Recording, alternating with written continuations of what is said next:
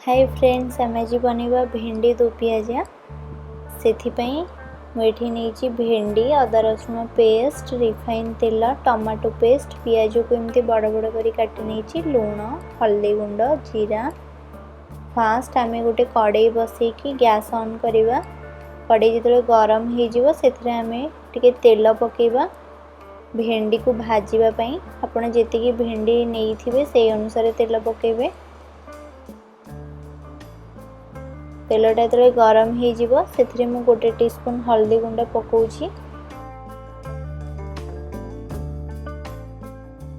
तापरे आमे जो भेंडी काटिकी रखी थिले ताकू पकेकी भाजिबा।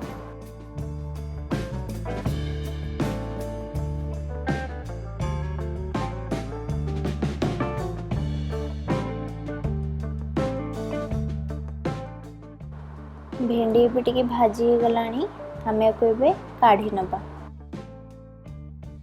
आपन को जदि बेसी तेल पसंद ताले को टिके बेसी तेल पकेकी छाणीबे। मते बेसी तेल पसंद नहीं सेति पई मु टिके कम तेल रे भाजीची।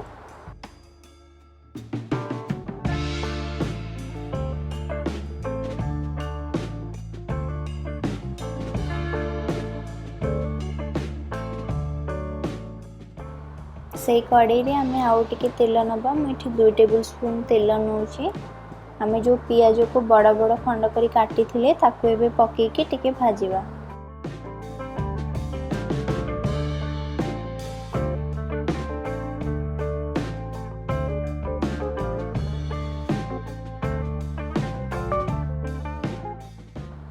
पियाजटा एबे टिके भाजी ही जाइछि।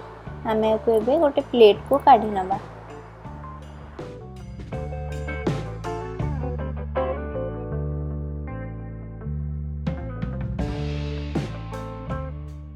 पियाजटा भाजी गला परे आमे से कड़ाई रे आउ टिके तेल नबा। मुझे आउ गोटे टेबल स्पून तेल नहीं। तापरे इतरे टिके जीरा ऐड करिवा। जीरा फुटी गला परे सेथरे आमे गोटे कटा पियाज पकेकी भाजीबा। मुझे गोटे मीडियम साइज रो पियाज को नहीं।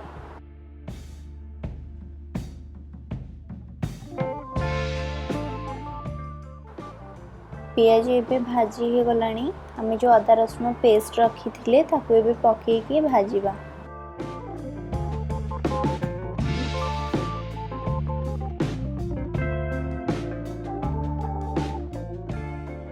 तापरे आमे जो टमाटो पेस्ट रखी थिले ताकू एबे पकेकी याकू एबे कसीबा।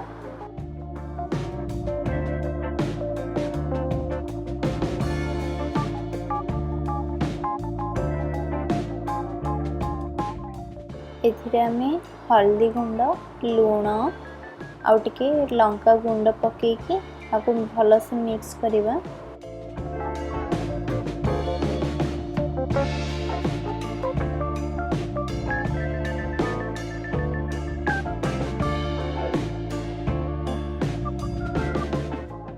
आउ कवर करिकी 5 मिनिट पई छाडी दबा। मसलाटा भी भल से कषि हो गलानी। तेलटा भी छाड़ी गलानी।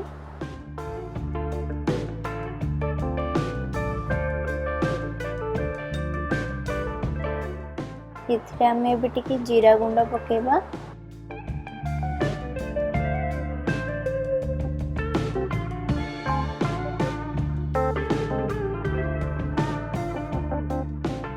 मसला कषि गला परे एथिरे भी पानी ऐड कर दबा। मुझे गोटे बाउल पानी नहीं।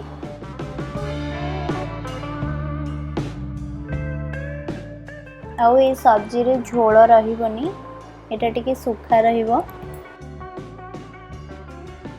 पानीटा जिते बळे फुटिबो सेते बळे आमे जो भेंडी और पियाज भाजी के रखी थिले सेटा भी ऐड कर दबा। आकु भी 3 ରୁ 4 मिनिट पई कुक करिबा।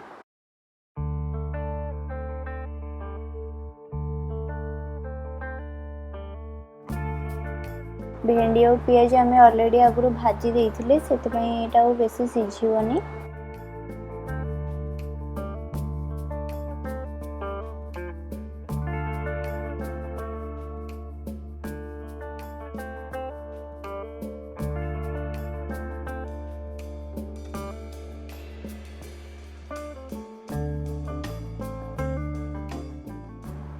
एबे सब्जीटा बनीगलानी एथिरे आमे टिके कटा धनिया पत्र पकेबा याकु टिके गोलेबा और गैस ऑफ कर दबा। एमती थरे घरे निश्चय बनातु, एटा बहुत टेस्टी लगे। और मो रेसिपी जदि आपण मानकु भल लागु थाए ताहाले लाइक कमेंट सब्सक्राइब करिया को भूलिबेनी।